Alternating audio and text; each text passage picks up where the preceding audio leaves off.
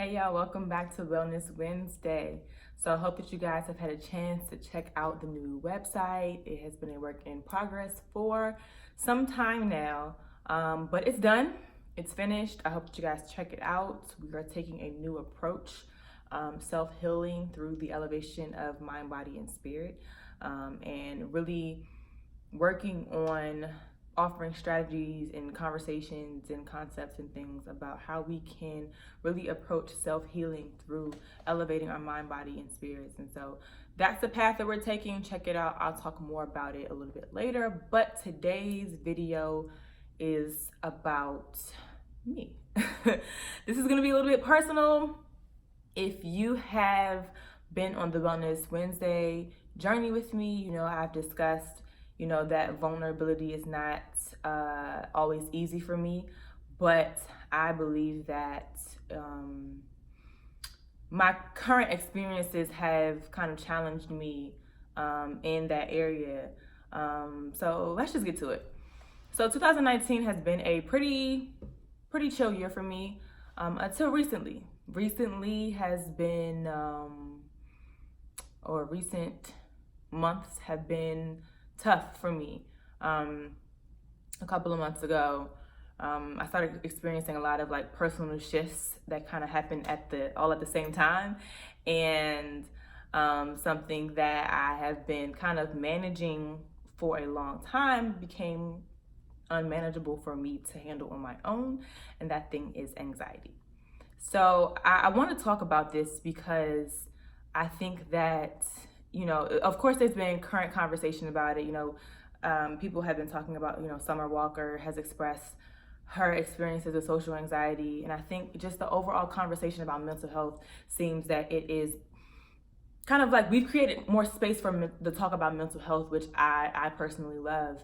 But I really want to talk about anxiety specifically because for some reason, it's unfortunate, but for some reason people kind of push back, I guess, against the thought of people having anxiety because it's not necessarily something that's super tangible, or it doesn't present like other experiences that people have with mental health. So I just want to talk about that, my experience with it. So like I said, a lot of personal shifts started happening, work started picking up. I was going through some things, just changes a lot that were happening at the same time, and I just became extremely overwhelmed. And like I said, anxiety is something that I've dealt with for some years and some time, but it got to the point where it's like I actually cannot manage this anymore by myself. It is becoming way too overwhelming, and I need to figure out different steps to take at this point because it's like it's taking over.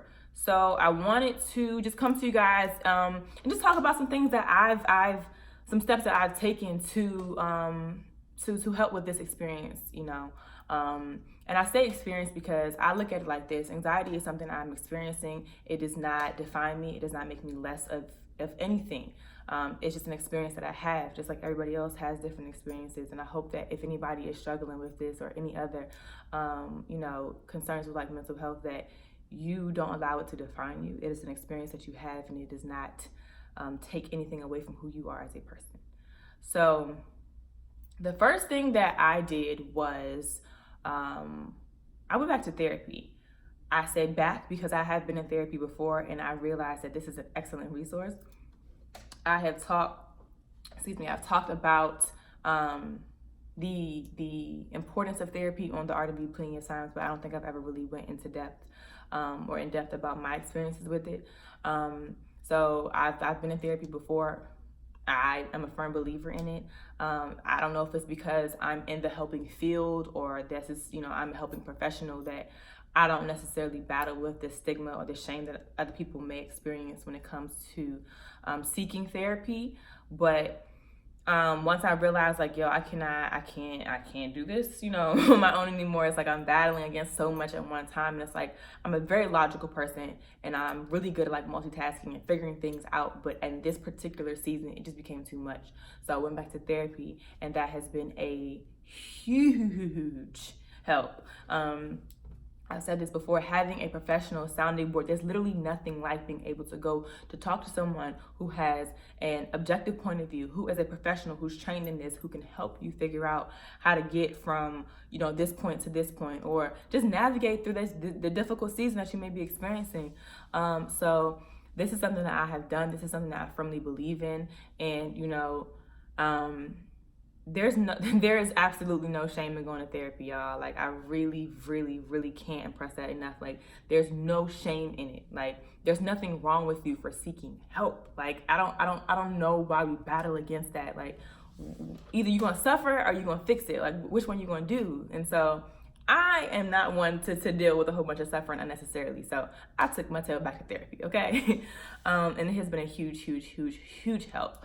So still going through that process, but from the time that I started until now, I have noticed kind of like the pressure has started to kind of like, I can breathe a little bit easier now because I have some tools and some strategies provided by my therapist that have helped me, navigate this thing.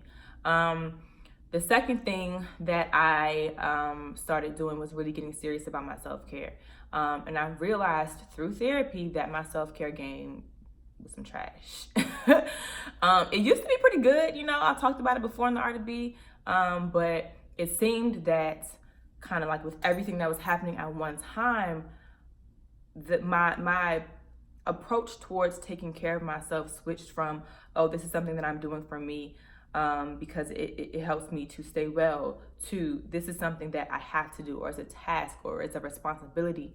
And I think that when we start looking at self-care as like a task or responsibility or something else just to add on to the 10,000 other things that we have to do, it kind of jades it and it makes it unappealing. And then we wind up in this rut that I was in, just kind of in a cycle of like, going to work, doing what you got to do, avoiding things that you really need to do, including self-care, and just a lot of maladaptive things, engaging in things that really aren't going to contribute to your wellness. So I got serious about my self-care. I started taking out structured time that was sacred to me, that nobody else is involved in, and that I don't compromise for anybody else. It's my time.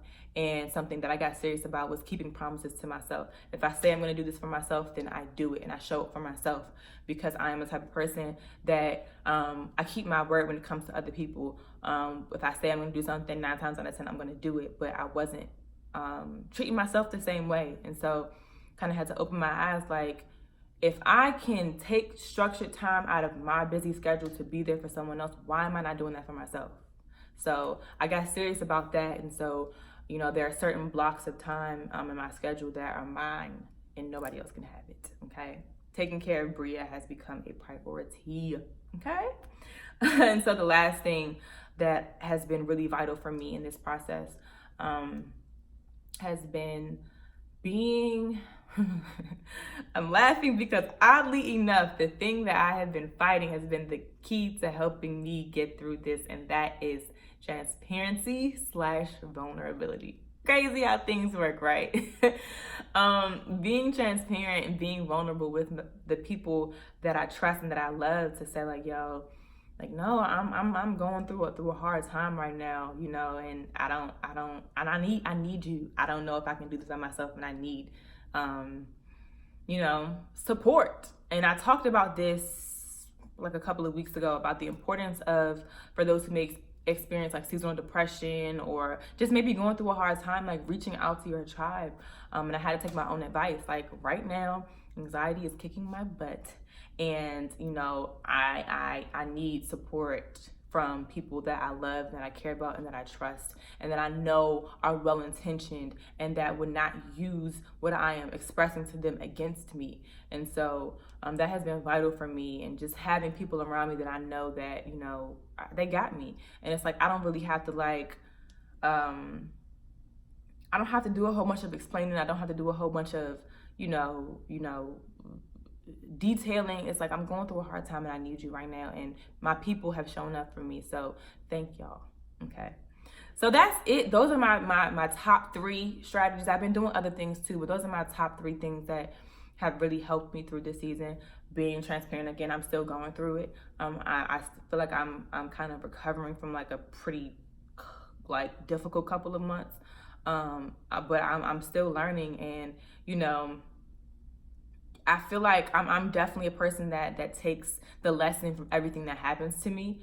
And so I'm in that process of really like, okay, what can I really take from this? And to be honest with you, I really feel myself shifting in a good way, you know? So I think that we go through everything for a reason, and that, you know, although I may not necessarily fully understand the reason right now, I know that I will in due time. So prayerfully, this reaches whoever it needs to reach. You know, I'm taking a pretty big leap being vulnerable on this large of a platform, but it's bigger than me. And yeah, so, you know, I hope this reaches who it needs to reach. And that's it, y'all. So until next time, be well.